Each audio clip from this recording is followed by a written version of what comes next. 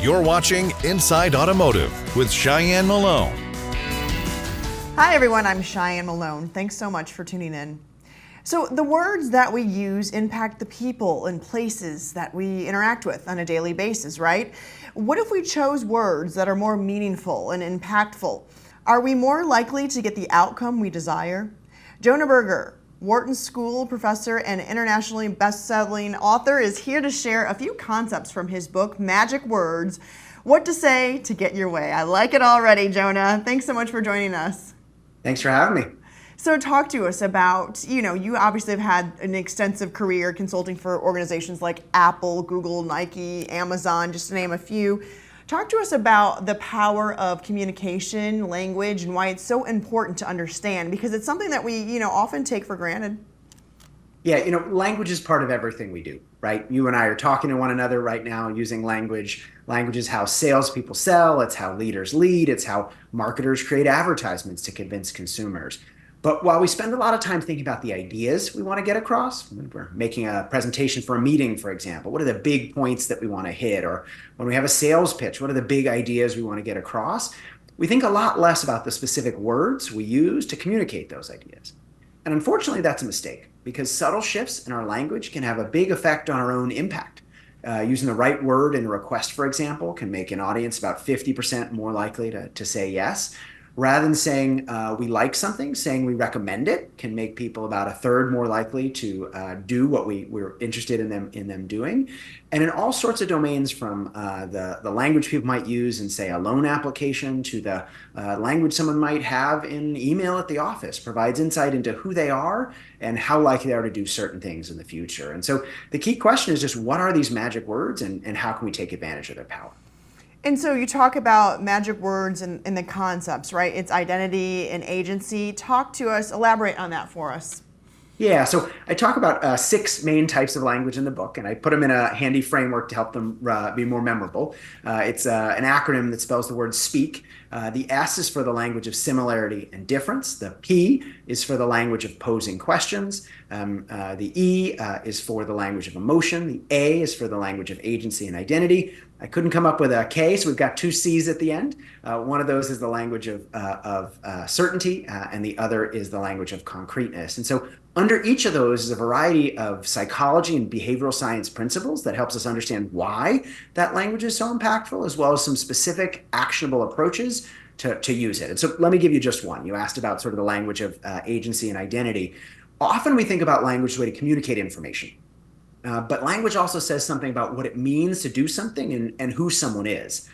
So a number of years ago, researchers were interested in how can we be more persuasive? How can we persuade others to do something? And so they went into a little kid's classroom, and they asked kids to do something kids are not very interested in doing, which is cleaning up. And for some of them, they used a usual approach. Hey, can you help clean up the classroom?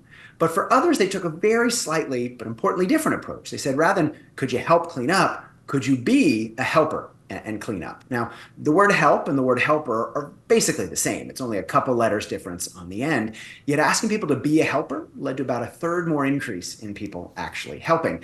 And it's not just kids in classrooms. Research on voting, for example, shows that rather than asking people to vote, ask them to be a voter makes them about 12% more likely to turn out at the polls. And so what it turns out about being is it's about the difference between actions and identities, right? We all know we should take certain actions. We should help, we should clean up, we should vote, we should do a variety of things. We're often busy, we don't have the time. But we care a lot more about holding desired identities. We all want to see ourselves as smart and knowledgeable and at least a little bit coordinated, whatever it might be. And so we do things to support those desired identities. And so if we, as requesters, frame actions as opportunities to claim desired identities, people are much more likely to do those things. Rather than asking someone to help, ask them to be a helper, gives them an opportunity to claim that desired thing. Now they're more likely to do it, right? If rather than just voting being an action, voting is an opportunity to show myself and others that I am a voter, well, I'm much more likely to go along those lines. And so by framing actions as identities, we can make people more likely to take those actions and more happy as a result. Makes sense. I have small kids. I'm going to try that one tonight. So how do we then, take the time to rethink how we're asking questions or communicating? I like how you use, instead of I recommend. How do we do that? Is that something that is, predetermined before we're speaking, or you just kind of take a pause before you respond?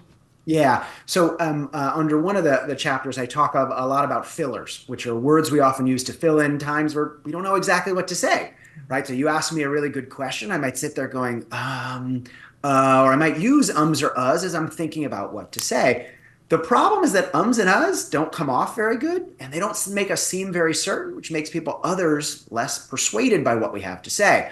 And so, just as you said, well, how do we deal with that? And so, the first thing is, I often, when I work with clients, ask them to take something like we're doing right now, record it, and have it transcribed. And when you take a look at spoken language transcribed, you will be embarrassed about how often we use words like and and like. We would never do that in written conversation, right? If you asked me a question in writing and I wrote back, I'm not very sure, you would say, what in the world is he saying, right? Because writing gives us more time to think about and construct what we want to say, where speaking is more off the cuff. And so we use ums or uhs to buy conversational time, but it doesn't make us come across very well. And so what we need to do is figure out how to get rid of them. And so, first of all, once we've identified them, once we realize we're doing it through a transcript, we can be better off. But second, pausing is a great alternative approach that's much more effective, right? So rather than saying or take a second to think about what you want to say. Obviously, we don't want to pause too long. We pause a really long time. It gets uncomfortable. It makes us seem like we don't know what we're talking about. But our research actually shows that pausing for at least a little bit longer can actually be seen as more positive rather than more negative. People think you care about their questions. You're interested in what they have to say. You're thoughtful and you're thinking through the details. And that can make you look better as a result and make your response better as well. And you also talk about asking the right questions. It's another component you discuss. How does this help with, building that rapport, strengthening those relationships? Questions are an amazing tool. We think about questions as a way to collect information, and indeed they do that. They are helpful for collecting information, but they do a lot more than that. They shape how we're perceived, they shape what people think are important, and they shape the direction of different conversations. Some very nice research, for example, shows that too often we're afraid to ask for advice. We think that people will think less of us, that we don't know very much, that we're incompetent. But actually, research shows the exact opposite. When we ask for advice, people like us more, not less. Not only because they think we're curious and interested, but also because they're flattered, right? When you ask someone for their advice, they go, wow, out of all the people you could ask, you asked me.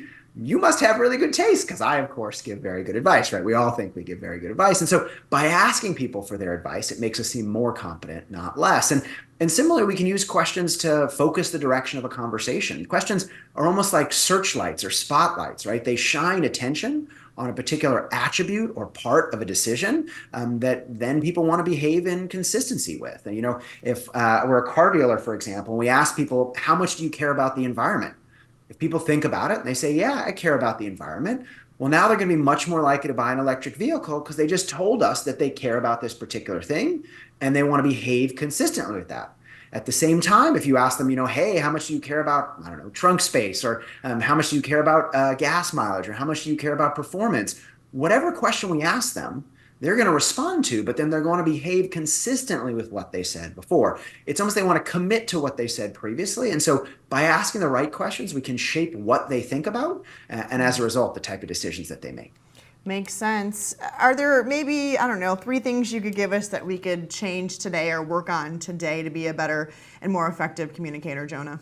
Yeah, I think the first thing is just recognize that language has a lot more power than we think, right? I think all of us use language all the time, but we don't think carefully about the language that we're using. And just like any tool, the better tools you use, the more effective your output's going to be. And so I think the first thing would be to pay attention to language and how it works. And there's a lot of tips and tricks in the books about how to do exactly that.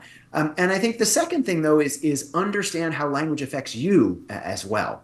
Right? The language that others use can persuade us or encourage us to do certain things, if not others. Similarly, companies and organizations can leverage language for insight, right? The language someone uses in email, for example, is a good predictor about whether they're going to get promoted, fired, or leave the company for a better job. The language someone uses in an application for a loan provides insight into whether or not they're actually going to pay it back in the future.